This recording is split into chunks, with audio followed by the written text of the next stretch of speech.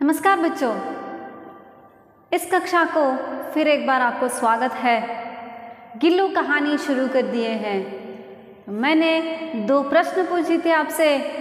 एक प्रश्न है, सोनजुई की जड़ में मिट्टी होकर मिल गया, तो इसका क्या अर्थ है। और कौवे को एक बार सम्मान करते हैं और एक बार अपमान करते हैं, और कभी कभी अति सम्मानित होते हैं कौवे और कभी कभी अति अवमानना का सामना करना पड़ता है। तो इसका क्या अर्थ है। तो हमारे विद्यार्थी ने उत्तर दिया है। तो एक पहला प्रश्न का उत्तर है, शायद गिल्लू मर गया होगा। तो बिल्कुल सही है। तो गिल्लू मर गया है मिट्टी में मिट्टी होकर। तो इसका मतलब है मानव हो या पशु पक्षी, तो मरने के बाद तो ये धरती पर गड्ढे खोद कर तो इसमें दफन करा देते हैं, तो वो मिट्टी में मिलकर मिट्टी बन जाता है। और दूसरा प्रश्न है कौवे के बारे में। तो इसका भी सही उत्तर मिला है छात्रों से। तो वह है कौवा है हमारे प्रियजनों के, हमारे मेहमानों के आने का संदेश देता है। और जो हमारे हिंदू संस्कृति में एक कौवे हमारे पूर्वज के रूप में आकर अपने मनपसंद चीज़ों को हमसे लेने के लिए आते हैं, तो दोनों सही है। तो हिंदू संस्कृति में एक काक के रूप में हमारे पूर्वज अवतीर्ण हो जाते हैं। ये पितर पक्ष कहते हैं। तो साल में एक बार इन पूर्वजों को याद करके उनके मनपसंद चीज़ों को हम पकाकर रख लेते हैं। तब कौवे आकर अगर खाए तो हम सोचते हैं हमारे पूर्वज आए। तो किनके नाम पर वे हम ये डालते हैं, तो वे आए और संतृप्त हो गए, ऐसे मानते हैं। तो चले आगे और भी क्या क्या बता देती है महादेवी वर्मा हमारे लिए क्या संदेश और ज़्यादा देती है। तो हमारे पुरखे, बेचारे पुरखे ना गरुड़ के रूप में, ना मयूर के रूप में और ना हंस के रूप में भी अवतीर्ण होते हैं। तो ऐसे जो अच्छे अच्छे पक्षी है, कौवे को छोड़कर हंस है, मयूर है, गरुड़ है, तो इतने सारे पक्षी होने पर भी वे उन पर नहीं आएंगे। तो इसका मतलब उनके रूप में तो वे आकर नहीं खाएंगे। तो उन्हें पितर पक्ष में हमसे कुछ पाने के लिए काक बनकर ही अवतीर्ण होना पड़ता है। तो अवतीर्ण होना, जो प्रकट होना, तो हमारे सामने आ जाना, वे पितर पक्ष जब मनाते हैं तब वे काक के रूप में ही आ जाते हैं। इतना ही नहीं, हमारे दूरस्थ प्रियजनों को भी अपने आने का मधुर संदेश उनके कर्कश स्वर में ही देना पड़ता है। तो हमारे घर के छतों पर बैठकर वे अपने कर्कश जो कटु सुनने के लिए बहुत मुश्किल होता है, ऐसे खा खा करके पुकारते हैं। तो हमारे मेहमान आने का संदेश, हमारे प्रियजन आने का संदेश वे देते हैं। दूसरी ओर ये सम्मानित करने के लिए तो योग्य बातें हैं जो हमारे प्रियजन आने का संदेश देता है। पितर पक्ष में हमारे पूर्वजों के रूप में आकर हमसे कुछ पाके जाते हैं। फिर दूसरी ओर हम कौवा और खाओ खाओ करने को अवमानना के अर्थ में ही प्रयुक्त करते हैं। तो ऐसे खाओ खाओ कहे तो छी, ये कितना कठोर है ध्वनि सुनने के लिए। तो ऐसे अगर हम एक अच्छे काम करते हैं तो इसके स्वर सुनाए तो छी अपशकुन है, ऐसे मानते हैं। तो ऐसे एक बार उसको सम्मान देते हैं तो दूसरी ओर इसको अवमानना भी करते हैं। मेरे काक पुराण के विवेचन में अचानक बाधा आ पड़ी।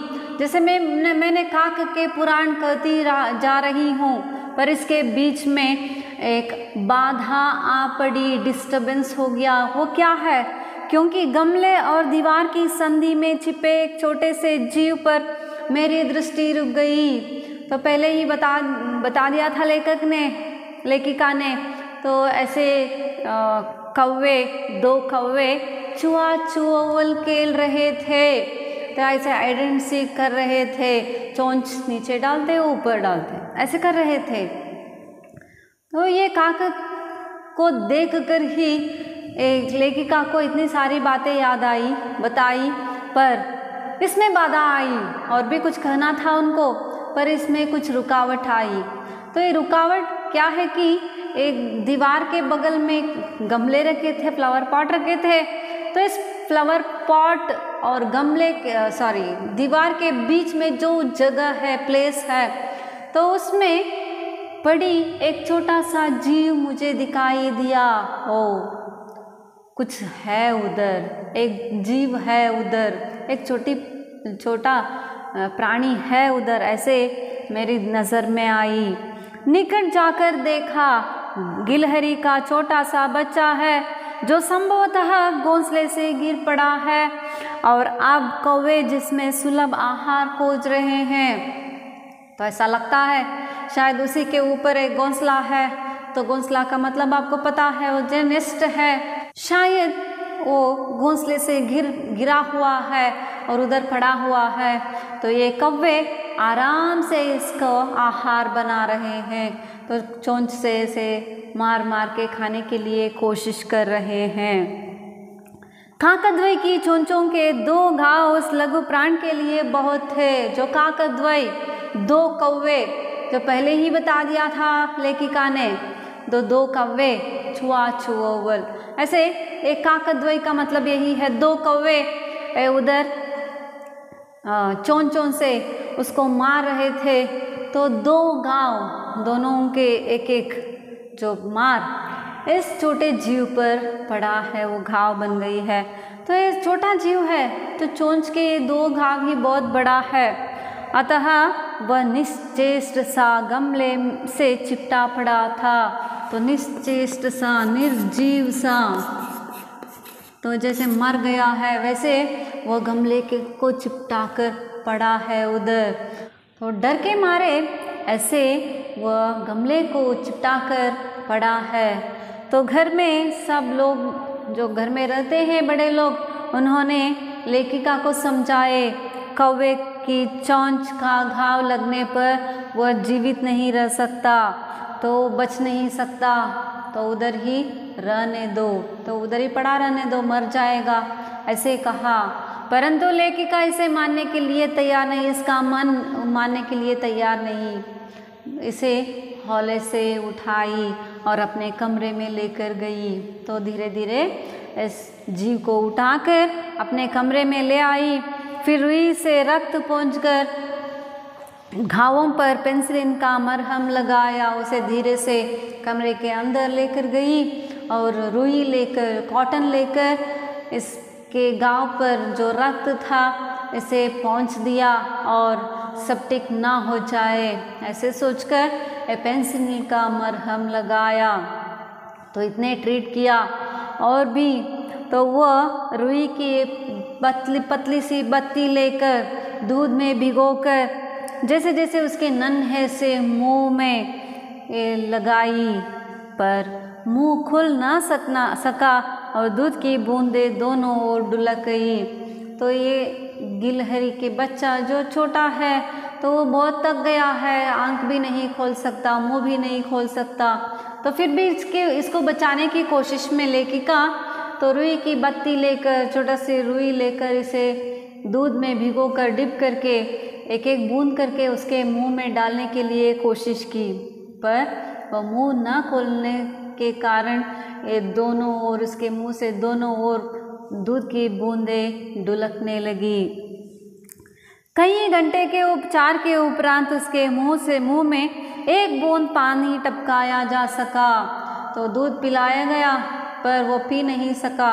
और भी ऐसे उपचार कर करके घंटों के उपचार के बाद, तो कई घंटे, 1-2 नहीं, कई घंटे के उपचारों के बाद, तो वह दूध नहीं, एक बूंद पानी तो उसके मुंह में टपकाया गया, उसे वह पी लिया। तीसरे दिन वह इतना अच्छा और आश्वस्त हो गया कि मेरी उंगली अपने 2 नन्हे पंजों से पकड़कर नीले कांच के मोतियों जैसे आंखों से इधर उधर देखने लगा। तो तीसरे दिन होते ही वह इतना अच्छा और आश्वस्त बन गया, तो निश्चिंत बन गया। तो इसको अब कोई चिंता नहीं है, उसे पालने वाले कोई मिल गए हैं, सहारे देने वाले मिल गए हैं।